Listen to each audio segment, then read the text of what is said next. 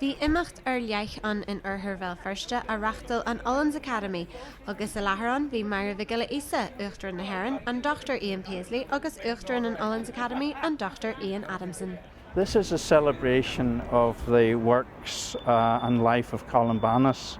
Now, Columbanus came from the Leinster area up to Ulster and to Bangor, and he stayed there for most of his life before he went to re-evangelise Europe. This is his feast day, 23rd of November, and we thought it would be nice to bring together two people who are very interested in his life and works, President MacAleese and Lord Bandside, Dr. Paisley, to speak about their thoughts on him.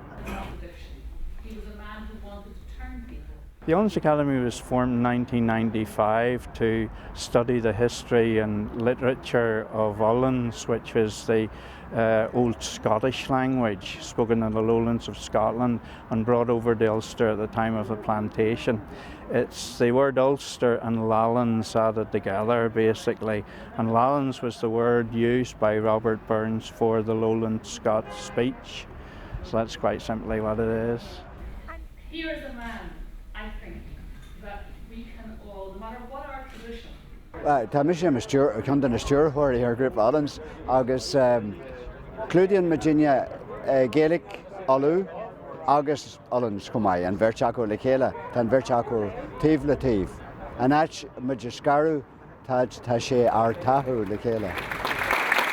Siad Virginia go bhfuil naomh Colm Bán nó naomh Columban ionta táhacht ar fad. Bhí play an méid sé an naoimh ar an Europe, Uruguay, you know. Mar rinne sé an méid sin maithise leis an Christiach de Hort chun na Hedáile agus áitethe mar sin.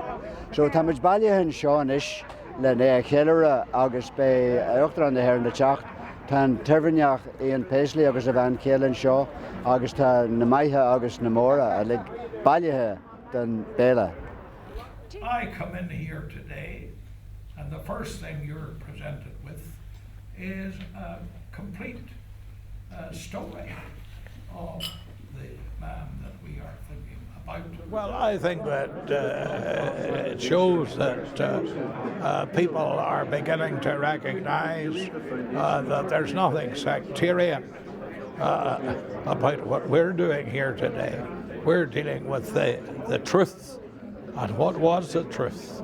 And the Lord said, ye shall know the truth, and the truth shall set you free. So I think it's a great thing that people can meet in circumstances like this and have their differences and support their differences, but yet not fall out with one another over it.